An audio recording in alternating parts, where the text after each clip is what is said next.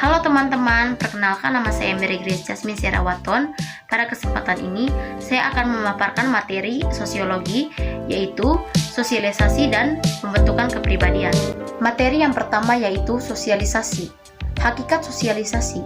Sosialisasi adalah suatu proses atau usaha seorang individu untuk mempelajari kebudayaan berupa nilai dan norma yang berlaku di masyarakat untuk menjadi anggota atau bagian yang dapat berpartisipasi di masyarakat itu sendiri.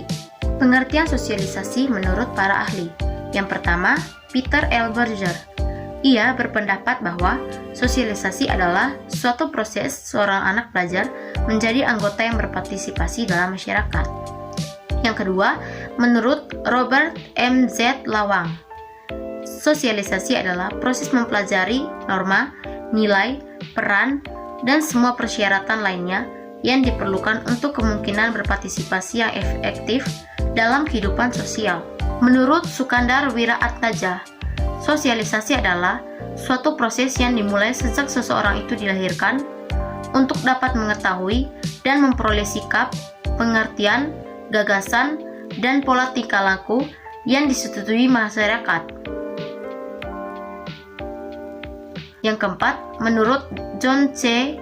Mesionis, sosialisasi adalah pengalaman sosial seumur hidup di mana individu dapat mengembangkan potensinya dan mempelajari pola-pola kebudayaan mereka. Yang kelima, menurut Lawrence, sosialisasi adalah proses pendidikan atau latihan seseorang yang belum berpengalaman dalam suatu kebudayaan dan berusaha mengusasi kebudayaan sebagai aspek berikutnya. Bentuk-bentuk sosialisasi. Yang pertama, sosialisasi primer, yaitu sosialisasi yang kita terima dari kita kecil atau dari kita lahir yang kita terima dari keluarga. Contohnya, memperkenalkan anggota keluarga pada seorang bayi, mengajari anak cara makan, berjalan, dan lain-lain. Seorang anak belajar cara berbicara berdasarkan apa yang dilihatnya dari orang tua. Yang kedua, sosialisasi sekunder adalah sosialisasi yang kita terima di luar dari keluarga seperti sekolah, teman sepermainan, tempat kerja, dan lain-lain. Contohnya, bermain di lingkungan sekolah, tertawa dengan teman di lingkungan bermain, maupun menghadiri rapat di lingkungan masyarakat. Materi yang kedua yaitu pembentukan kepribadian. Pembentukan kepribadian secara perseorangan yang meliputi ciri khas seseorang dalam membentuk sikap dan tingkah laku secara intelektual sehingga ia berbeda dengan orang lain. Faktor-faktor pembentuk kepribadian. Yang pertama, keturunan. Faktor keturunan memberi pengaruh penting dalam membentuk kepribadian seseorang. Meskipun tidak menentukan semua kepribadian orang tersebut, faktor keturunan tersebut antara lain watak, temperamen, tingkat kecerdasan, postur tubuh, warna kulit, bentuk rambut, dan sebagainya. Yang kedua, lingkungan fisik. Ketekunan, ambisi, kejujuran, dan kecenderungan berperilaku menyimpang adalah beberapa ciri kepribadian yang merupakan hasil dari pengaruh lingkungan tempat tinggal individu. Contohnya, orang-orang yang tinggal di daerah pantai berbicara dengan nada keras dan agak kasar. Hal tersebut dikarenakan pengaruh suasana laut yang riuh oleh deburan pantai. Yang ketiga, kebudayaan.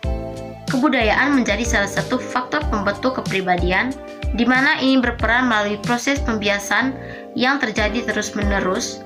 Dengan proses pembiasan tersebut, individu akan mengalami perkembangan ke arah kepribadian tertentu. Yang keempat, pengalaman kelompok.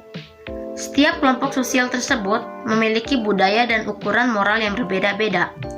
Ukuran itulah yang digunakan untuk menentukan kepribadian mana yang baik dan mana yang tidak untuk diikuti.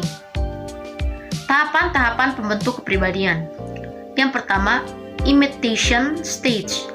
Imitation stage atau tahap peniruan merupakan tahap di mana seorang bayi menanggapi orang lain tetapi hanya dalam bentuk meniru.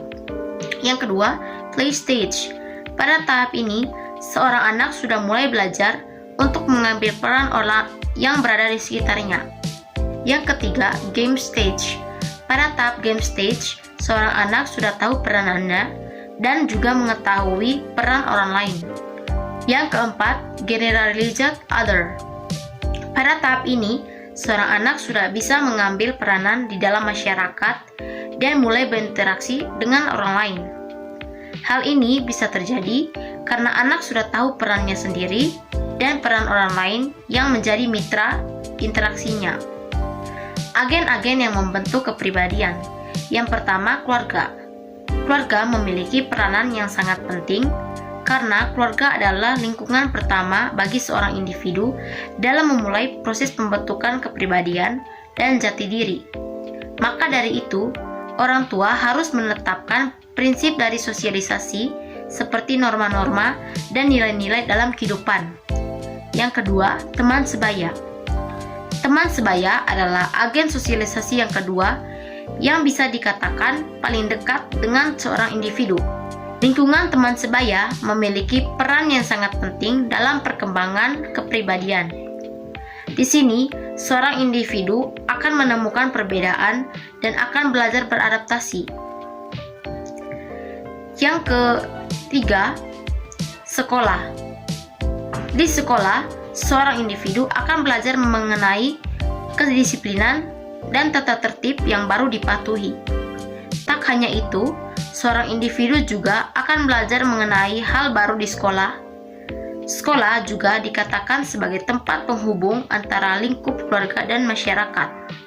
Yang keempat adalah masyarakat.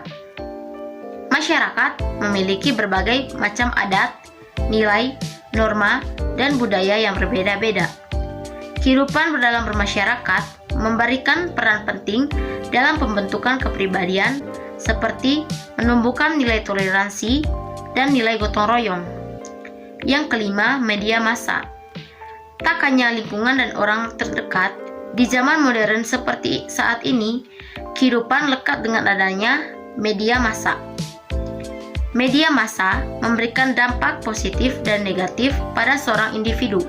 Maka dari itu, perlu adanya pendampingan ketika seorang individu yang belum cukup umur tengah menonton suatu siaran agar terhindar dari dampak yang buruk.